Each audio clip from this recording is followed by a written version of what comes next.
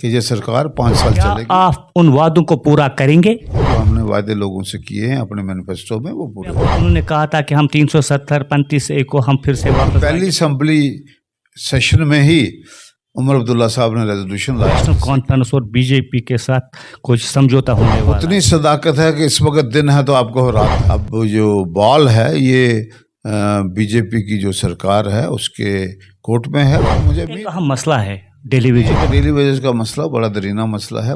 دیکھ رہے ہیں KNS اور میں ہوں آپ کا میزبان محمد لطیف. آج جس شخصیت کو ہم نے مدعو کیا ہے وہ کسی تعریف کے محتاج نہیں ہے. اجے سدوترا جی. اجے سدوترا جی 2 بار وزیر رہ چکے ہیں, 2 بار MLA رہ چکے ہیں اور 1 بار MLC رہ چکے ہیں. اجے جی آپ کا خیر مقدم ہے. بہت بہت شکریہ.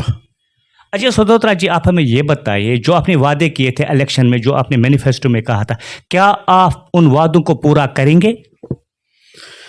یقیناً کریں گے, مگر بدقسمتی ہے کہ میں آپ سے بھی معافی چاہتا ہوں اور جو ہمارے مخالفین ہیں ان سے بھی معافی چاہتا ہوں یہ کہتے ہوئے کہ ابھی 3 مہینے بڑی مشکل سے ہوئے ہیں.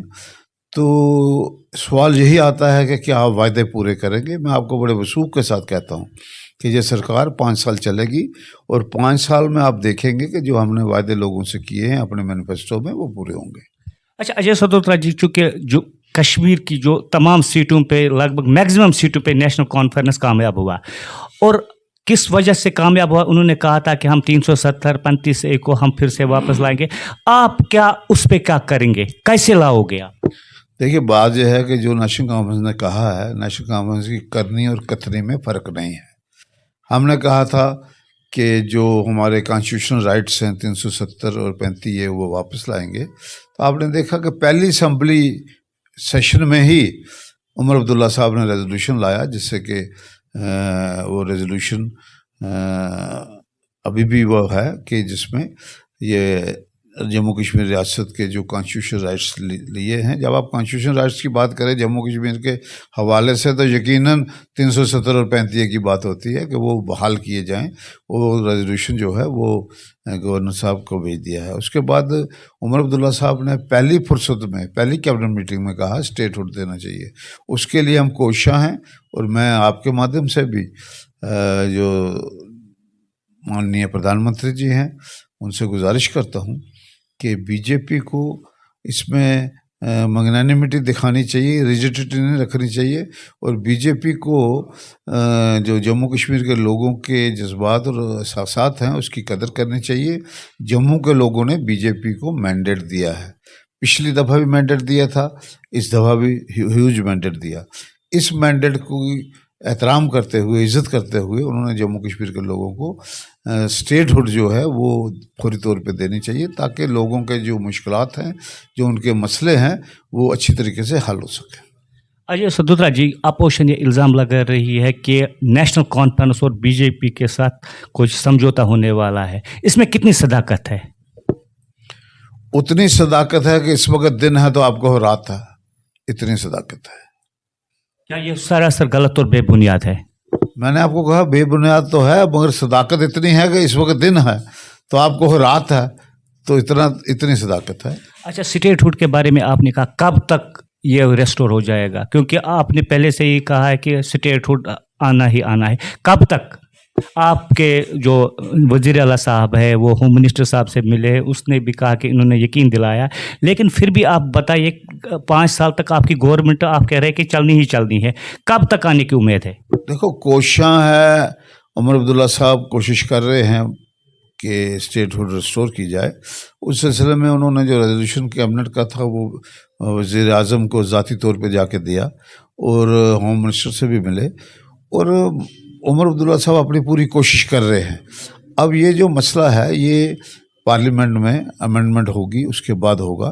یہ اب جو بال ہے یہ بی جے پی کی جو سرکار ہے اس کے کورٹ میں ہے, اور مجھے امید ہے کہ بی جے پی والے بھی اس چیز کا احساس کریں گے کہ جموں کشمیر لوگوں کی ڈیمانڈ ہے. یہ صرف نیشنل کانفرنس کی ڈیمانڈ نہیں ہے, جتنی پارٹی ہیں سب کی ڈیمانڈ ہے. اگر آپ کو یاد ہوگا جب جناب وزیر اعظم صاحب نے وہاں دلی میں آل پارٹی میٹنگ بلائی تھی تو اس وقت بھی یہ کہا گیا تھا کہ سب پارٹیوں نے آواز لگائی تھی کہ ہمیں یہ دے دو اسٹیٹ ہوڈ دے دو. اور مور اوور اسٹیٹ ہوڈ کا وعدہ بی جے پی نے پارلیمنٹ میں کیا, سپریم کورٹ کو بھی اس بات کی یقین دہانی کرائی. تو اب وہ دینے میں کیوں ہچکچاہٹ کر رہے ہیں میں یہ بات نہیں جانتا, مگر میں آپ کے مادھیم سے دوبارہ اپیل کرتا ہوں محترم مودی صاحب کو, جو ہمارے وزیر اعظم ہیں, کہ مہربانی کر کے جموں کشمیر کے لوگوں کے جذبات کے ساتھ کھلواڑ نہ کریں, بلکہ ان کو اسٹیٹ ہوڈ دیں جو آپ کا وعدہ ہے. اور میں جو ہمارے جموں صوبہ میں جو خاص کر بی جے پی کے جو ایم ایل اے صاحبان جیتے ہیں, ان سے بھی گزارش کروں گا کہ ان کو بھی جموں کے لوگوں کا جو جذبات اور احساسات کو مد نظر رکھتے ہوئے ان سب کو جا کے اپنی پارٹی ہائی کمانڈ کو دباؤ ڈالنا چاہیے کہ فوری طور پہ یہاں اسٹیٹ ہوڈ ملنا چاہیے. ایک اہم مسئلہ ہے ڈیلی ویجر کا, وہ بیچارے در در کی ٹھوکریں کھا رہے ہیں. کیا آپ وزیر اعلیٰ سے ملے, ان کے جو ڈیمانڈ سے جینیون ڈیمانڈ وہ کب تک حل ہوں گے؟ ڈیلی ویجر کا مسئلہ پچھلی گورنمنٹ نے بھی کیا, اس سے پہلے جو گورنمنٹ تھی انہوں نے بھی کیا, کیا وجہ ہے؟ اس میں کوئی شک نہیں ہے کہ ڈیلی ویجز کا مسئلہ بڑا درینہ مسئلہ ہے, پرانا مسئلہ چل رہا ہے. اس سلسلے میں ہمارے مینیفیسٹو میں بھی ہم نے کہا ہے کہ ہم اس کو کریں گے. اگر آپ کو یاد ہوگا کہ جب 2014 میں ایک کیبنٹ سب کمیٹی بنی, اس کا میں بھی ممبر تھا, تو اس میں ہم نے کہا تھا کہ ان کو ہم دیں گے اپنا ریگولائز کریں گے فیز مینر میں. وہ ہم نے ایکشن پلان بنایا تھا, اور مجھے امید ہے کہ اگر اس وقت گورنمنٹ نہیں جاتی, فلڈ آ گیا, پھر سرکار کی توجہ فلڈ کی طرف ہو گئی, اور ہم نے سوچا تھا الیکشن اتنی جلدی نہیں آئے گی, شاید یہ 15 تک آئے گی, مگر الیکشن اسی وقت آ گئی, اس لیے مسئلہ رہ گیا. نہیں تو ہم نے اس وقت فیز مینر میں شروع کیا ہوتا. مگر آج بھی ہم کمیٹڈ ہیں کہ یہ جو ڈیلی ویجز کا مسئلہ ہے اس کو فیز مینر میں ریگولائز کیا جائے. اچھا, ایک اہم مسئلہ یہ ہے کہ ہاسپٹل ڈیولپمنٹ فنڈ پہ جو ملازم لگے ہوئے ہیں ان کو کچھ خاص نہیں ملتا ہے, کیونکہ وہ جو ہاسپٹل ڈیولپمنٹ فنڈ پہ کچھ ایسے امپلائیز بھی ہے, چاہے وہ ایکس رے ٹیکنیشین ہو, ڈرائیورز ہو, تھیٹر ٹیکنیشین ہو, junior nurse, J N M, ان کی سیلری کیا ہے؟ آپ ان کے لیے کیا کرنے جا رہے ہیں؟ آپ کو یاد ہوگا کہ پچھلی دفعہ بھی ہم نے اس قسم کے لوگوں کو ریگولائز کیا تھا. ایچ ڈی ایف والوں کو نہیں کیا ہے ریگولائز. میری بات سنیے, جب ہم پچھلی دفعہ گورنمنٹ آئی تھی تو ہم نے ریگولائز کیا تھا.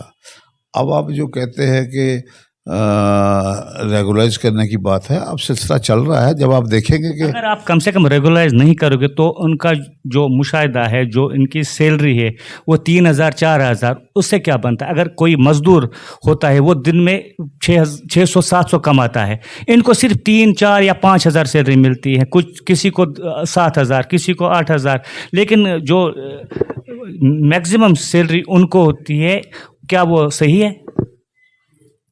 اس مہنگائی کے زمانے میں اگر کسی کو جتنی زیادہ وہ ملتی ہے, ملازم کو خاص کر وہ مڈل کلاس کو, تو اس کا سلسلہ چلتا نہیں, چاہے بڑی تنخواہ والا بھی ہو.